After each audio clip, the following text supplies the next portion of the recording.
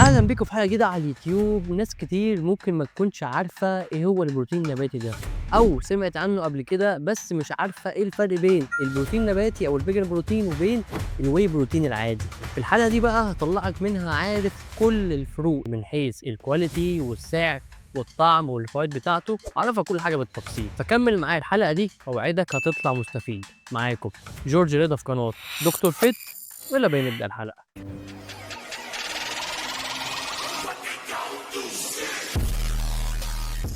الواي بروتين زي ما حفظنا وقلنا قبل كده ان هو بيتصنع من اللبن، مصدره بروتين حيواني بيطلع كمنتج سنوي في عمليات تصنيع الجبنه، وزمان كان بيترمي لكن بعد فتره عرفوا الفوائد الكبيره جدا بتاعته وبقوا يستخدموه. ولو مش عارف المعلومات دي فكنا قلنا بالتفصيل في حلقه تصنيع الواي بروتين، لو ما كنتش لسه سمعتها فاتك كتير جدا. طيب انما ايه هو بقى البروتين النباتي او الفيجن بروتين؟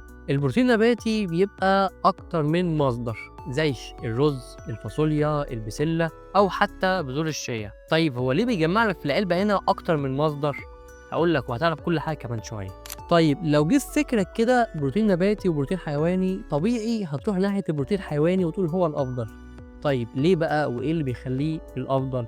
مع إن هعدل لك النقطة دي كمان شوية. اللي بيدي الأفضلية للبروتين الحيواني إن هو بيبقى بروتين كامل الأحماض الأمينية، في كل الاحماض الامينيه جاهزه، البروتين اللي الجسم محتاجه، على عكس البروتين النباتي بيبقى غير كامل الاحماض الامينيه، فاحنا ما نقدرش نعتمد عليه كمصدر اساسي للبناء العضلي مثلا، لانه بيبقى غير كامل الاحماض الامينيه الاساسيه اللي الجسم محتاجها. وكلمه اساسيه هنا مش معناها مهمه، كلمه اساسيه يعني الجسم مش بيقدر يصنعها فلازم ياخدها من مصدر خارجي. طيب امال ايه بقى الفكره والميزه اللي في مكملات البروتين النباتي؟ الفكرة إن هو بيجمع لك البروتين من أكتر من مصدر للبروتين النباتي، والمحصلة النهائية إن البروتين اللي بتستخدمه بيبقى كامل الأحماض الأمينية زيه زي البروتين الحيواني. والنوع اللي معانا هنا هو مجمع لك البروتين بتاعه من أكتر من مصدر زي البسلة والرز البني واليقطين، فالمحصلة النهائية برضو إن أنت لما تاخد السكوب هتاخد الأحماض الأمينية الكاملة. وهقارن لك دلوقتي بين النوعين دول في السعرات والبروتين والكرب والفات وكل حاجة. المقارنة بتاعتنا في الفيديو النهاردة مش حابب أمشيها لك إن أنا أمسك لك المنتج مثلا ده الأول أقول لك البروتين فيه قد إيه، الكرب قد إيه، السعرات قد إيه، لأ، أنا أقول لك مثلا الكرب هنا قد إيه وهنا قد إيه، بحيث ما تتشتتش وتبقى عارف كل حاجة موجودة هنا بنسبة قد إيه وهنا بنسبة قد إيه. نبدأ أول حاجة في المقارنة بتاعتنا حجم السكوب. حجم السكوب في الواي بروتين بيبقى 34 جرام، وحجم السكوب في الفيجن بروتين بيبقى 44 جرام. السكوب الواحد بقى في الواي بروتين بيبقى فيه 25 جرام بروتين، وفي الفيجن بقى فيه 33 جرام بروتين. وده طبيعي لأن قلنا أصلا من شوية إن حجم السكوب في الفيجن بروتين هنا أكبر، حجمه كان 44 على عكس هنا كان حجمه 34 جرام بس، فطبيعي هيديك نسب مختلفة هنا باختلافات بسيطة. نكمل. نسبة الدهون في الواي بروتين جرام وستة من 10 جرام فاتس، على عكس الفيجن بروتين بيبقى 3 من 10 جرام دهون، يعني مش مكمل نص جرام دهون هنا. ونسبة الكارب في الواي 2 جرام و4 من 10، وفي الفيجن 3 جرام و8 من 10 جرام كارب. توتال السعرات بقى اللي موجودة في السكوب الواحد في الواي بروتين 118 سعرة بس، في الفيجن بروتين 157 سعرة. وده برضو ان قلنا حجم السكوب هنا اكبر، تقريبا اكبر بنسبة 35% زيادة.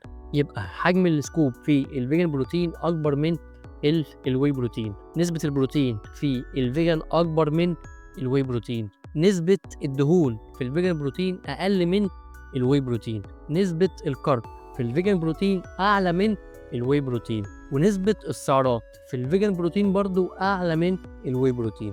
طيب في نقطة بقى مهمة محدش بياخد باله منها، وهي الأحماض الأمينية نفسها اللي موجودة في البروتين. ما هو معلش 20 جرام بروتين و20 جرام بروتين ممكن يكون فيهم اختلافات، ال 20 جرام دول مثلا ممكن يكون فيهم أحماض أمينية مهمة أكتر من اللي موجودة في ال 20 جرام هنا، فاهمني؟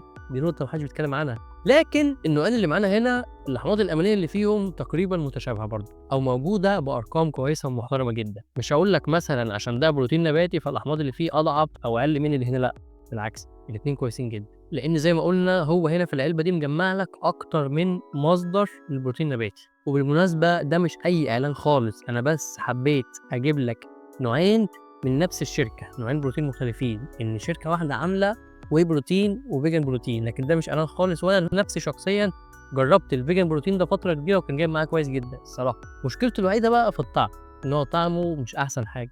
يعني انت في فرق كبير صراحه في الطعم بين البروتين النباتي والواي بروتين العادي. لو تستخدم يعني او فكرت تستخدم الفيجن بروتين، متوقع طعم الفيجن مش هيكون كويس جدا. بالذات البنات بيفرق معاها موضوع الفليفر دي. بعد فتره كبيره عرفت البنت يفرق معاها الفليفر اكتر من القيمه بتاعته. احنا الرجاله ما بيفرقش معانا الطعم يا باشا، احنا هناخد هيفيدنا خلاص شغال، مش مهم الطعم. وحته بقى السعر هصدمك دلوقتي. سعر العلبه دي الفيجن بروتين تقريبا اقل من نص سعر الواي بروتين. انت متخيل؟ فانت ده رايي، لو انت مش فارق معاك موضوع الطعم وعاوز توفر شويه، توفر اكتر من نص الفلوس، خليك في الفيجن بروتين. وكمان الفيجن بروتين بيبقى اسهل شويه في الهضم، بالذات لو حد عنده حساسيه اللاكتوز او حساسيه الالبان. وكمان الفيجن بروتين جاي من مصدر نباتي ففيه الياف اكتر، فممكن يفيد جهازك الهضمي والهضم. لكن زي ما قلنا موضوع الطعم مش افضل حاجه. وطبعا عاوز تجيب الفيجن بروتين، عاوز تجيب الواي بروتين، عاوز تجيب فيتامينات، عاوز تجيب كرياتين، بري ورك اوت، لو انت رفيع عاوز تزيد، عاوز باس جينر، كل اللي انت محتاجه هتلاقيه في دكتور فيت ستور. كل منتج بيخش المخازن عندنا بيتراجع كويس جدا من دكاتره وكباتن متخصصين، وهتلاقي كل المنتجات اللي موجوده وفي عروض كبيره جدا. فلاش سيل كبير دلوقتي موجود على الويب سايت، مش هيقعد كتير الصراحه، والمنتجات اللي فيه بتتغير. هسيب لك لينك الويب سايت في الديسكربشن تحت. وكمان لو استخدمت كود خصم دكتور فيت 5 هتاخد خصم اضافي على الفلاش سيل اللي موجود والخصومات والعروض اللي موجوده. والشحن 45 جنيه بس لاي محافظه في مصر، وتوصيل سريع لحد باب بيتك. فحرفيا مفيش احسن من كده. وبس كده، دي كانت حلقه النهارده. لو عندكم اي سؤال في الطب، في التغذيه، في التمرين، في المكملات، اكتبوا لنا في الكومنتس تحت ونجهزه ونعمل عنه حلقه كامله. وما تنساش جيت فيت والدكتور فيت. استنوا الحلقات الجايه.